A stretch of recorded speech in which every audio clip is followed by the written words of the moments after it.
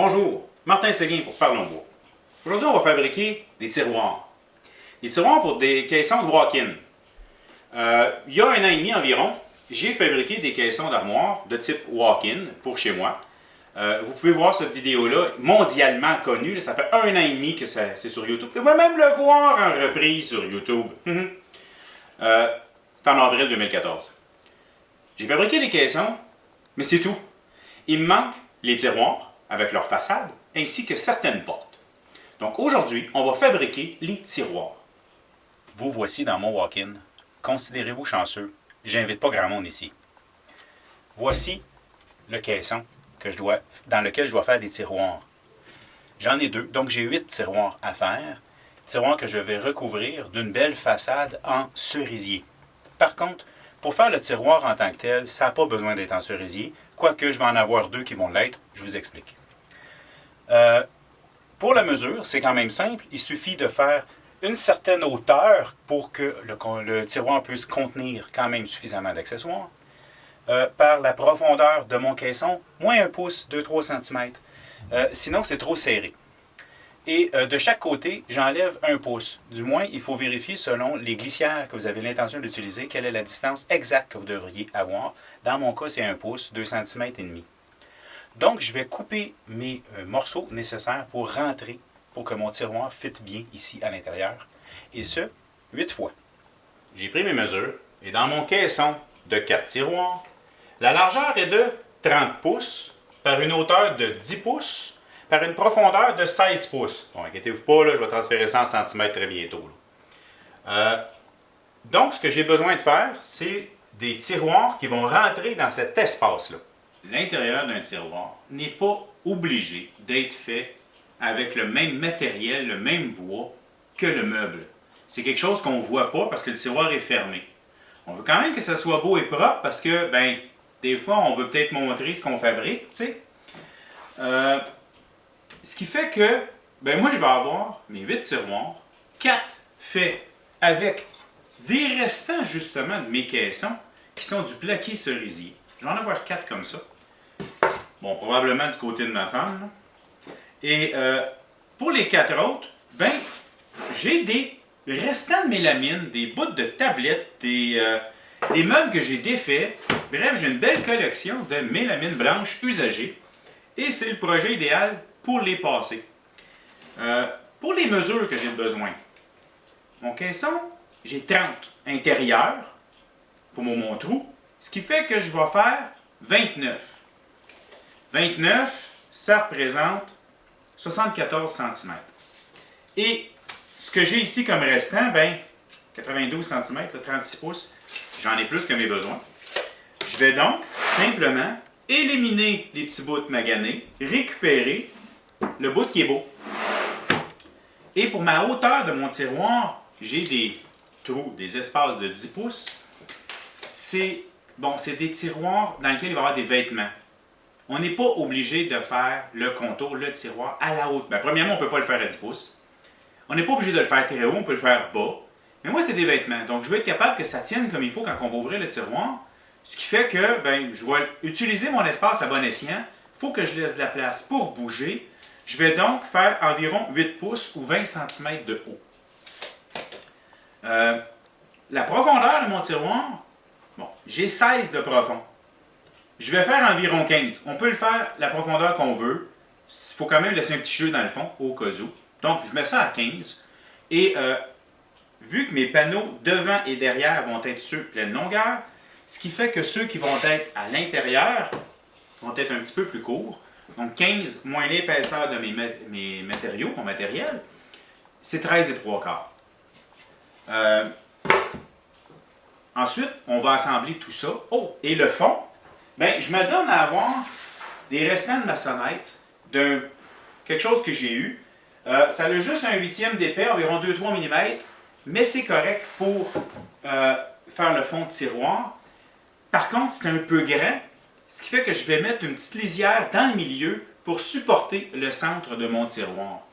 Quand on fait la lisière dans le bas, il y a toujours un petit espace qu'on laisse. Vous voyez, c'en était un, justement, un ancien tiroir d'un autre projet. J'avais une petite planche entre les deux ici pour supporter le centre du fond de tiroir. Sinon, surtout avec une épaisseur comme ça, puis que ça tient juste par le contour, ça va effoirer. On met un petit support dans le milieu. La plupart de mes matériaux ont déjà le champ collé. Donc, je vais m'assurer à ce que quand je fais mes coupes, déconserver, on me fait moins de tours pour la fin. Une chose importante lorsqu'on coupe de la mélamine, c'est d'utiliser une lame à mélamine. Bon, qu'est-ce qu'une lame à mélamine? Facile, c'est une lame, c'est écrit à mélamine dessus. Pas trop compliqué jusqu'à date, là? C'est une lame qui contient beaucoup de dents. Souvent 80 dents, peut-être même plus. Mais c'est que l'angle de la dent est un petit peu négatif. Ça accroche moins. Premièrement, le fait aussi qu'il y ait beaucoup de dents fait en sorte que ça enlève des petits morceaux à la fois et il y a moins de chances que ça fasse éclater notre mélamine. Et la mélamine est collée sur de la particule. C'est extrêmement poussiéreux et pas très bon en général pour la santé. Disons que je m'arrange pour en consommer le moins possible. Ce qui fait que je vais porter mon masque, là.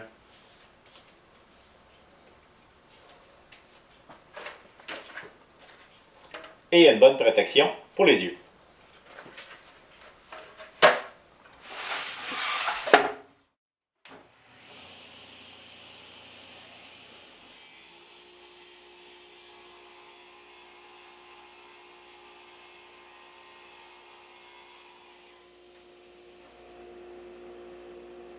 Avec la bonne lame, ça fait une belle coupe propre. J'ai maintenant un paquet de planches à faire, toutes de la même longueur. Et je dois éliminer les mauvaises parties de chaque extrémité. Avec un guide à onglet et une butée, on peut sauver beaucoup de temps. Donc je vais faire ma première coupe et par la suite, je tourne mon morceau pour aller faire ma deuxième coupe, mais en abaissant ma butée, qui a été mesurée en fonction d'avoir exactement la bonne longueur. On sauve beaucoup de temps.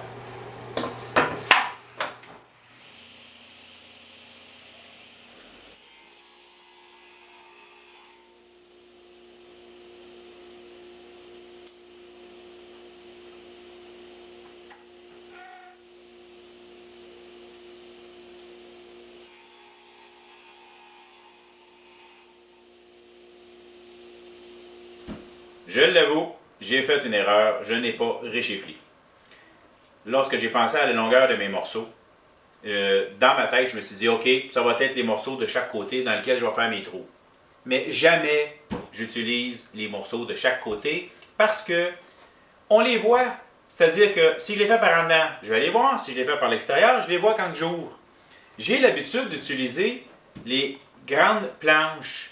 Donc, je fais mes trous devant, c'est pas grave parce qu'il y a une devanture de tiroir. Et par derrière, parce que c'est dans le fond, puis on ne le voit pas. Mais là, je suis allé faire mes coupes en faisant la longueur de 29 ici et les autres à l'intérieur.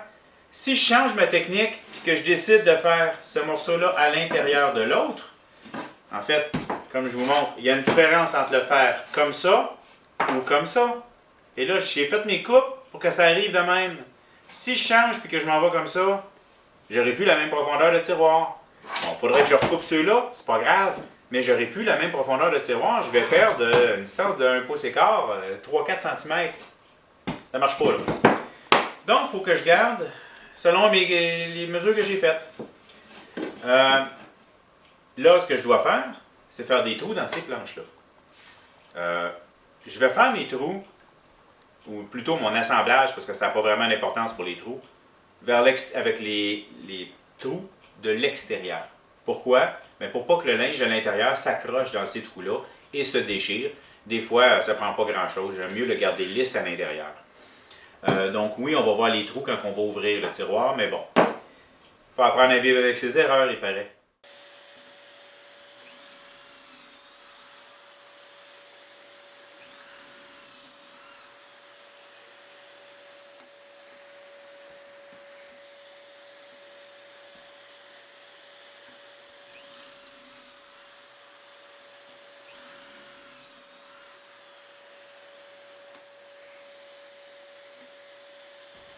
Je dois maintenant creuser une rainure sur mes 4 planches qui font mon tiroir dans le but d'y rentrer le fond. Ça donne que mon fond a à peu près l'épaisseur d'une largeur de lame, donc ça va bien. Je dois donc procéder en m'assurant de mettre l'intérieur du côté de la lame, l'extérieur sur le dessus, et je fais simplement passer toutes mes planches.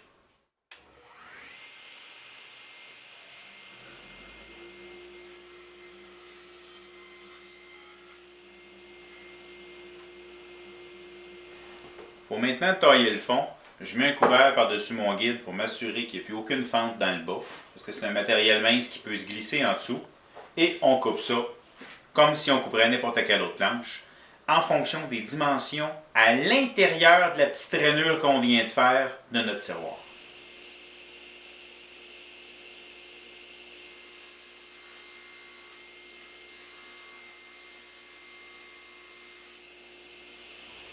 L'avantage de la mélamine dans un projet comme des tiroirs, c'est qu'un coup que c'est tout taillé et qu'on est prêt à l'assembler, ben il n'y a aucune autre étape, on l'assemble et voilà, notre tiroir est fait. Dans le cas d'un plaqué cerisier dans mon cas, ou plaqué, peu importe le bois là, selon votre projet, du bois plein aussi, ou encore en passant, c'est vrai, il y a d'autres matériaux pour faire des tiroirs. Là. Vous pouvez le faire avec du pain, vous pouvez le faire avec du contreplaqué russe, un contreplaqué avec plusieurs épaisseurs qui est très stable. Donc, vous pouvez le faire aussi avec du bois standard, sans aucun problème. La seule chose, c'est que ça devient un matériau qu'on doit sabler et vernir, parce que notre tiroir, ben, il a besoin de se faire nettoyer de temps en temps, donc il faut que ça soit propre, il faut que ça glisse. La mélamine, c'est par défaut, tandis que les bois, ben, il faut les terminer. Ce qui fait que c'est un peu plus long. Un peu plus beau, mais plus long.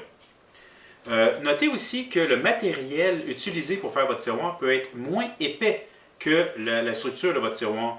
J'ai souvent vu du 1/2, du 13 mm si je ne me trompe pas, qui ferait très bien la job pour faire le caisson de tiroir et qui est en masse solide. Dans mon cas, vu que c'est ce que j'avais, ben c'est exactement la même épaisseur que mon caisson, donc du 5/8. C'est dur des fois de faire la conversion. On va dire 16 mm, me semble. Donc c'est ça. Maintenant, je suis rendu à l'étape où je peux assembler mes tiroirs de mélamine, mais que je dois sabler, coller un champ et vernir ma partie qui est en cerisier.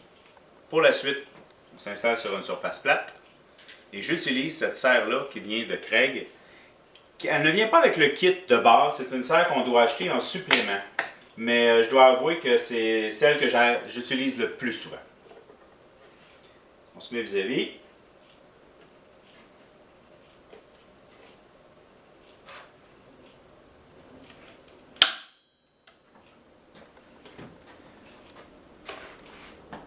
Pour les vis, il faut utiliser une vis qui est moins longue que le total des deux. 5/8, 5/8, ça fait 1 pouce et quart. J'utilise plus petit. Bon, cette mesure-là ne fonctionne que pour les bois minces. Surtout que les bois montent en épaisseur, regardez sur la boîte, c'est indiqué quelle vis utiliser, quelle longueur de vis utiliser selon l'épaisseur de votre bois.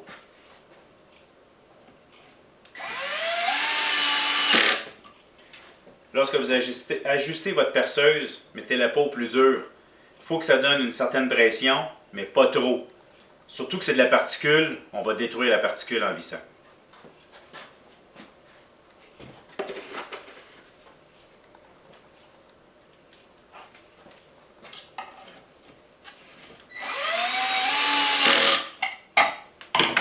Maintenant que j'ai deux côtés de fixés, j'installe mon fond.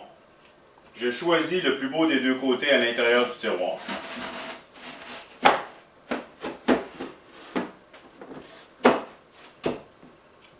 Voilà.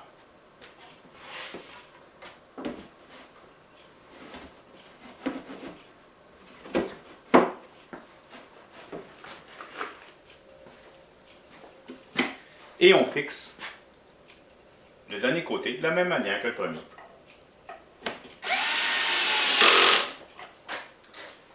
Comme mentionné plus tôt, étant donné que mon fond est un peu mou, ben, j'y mets un petit morceau entre les deux pour que le fond accote dessus et que ça soit plus solide.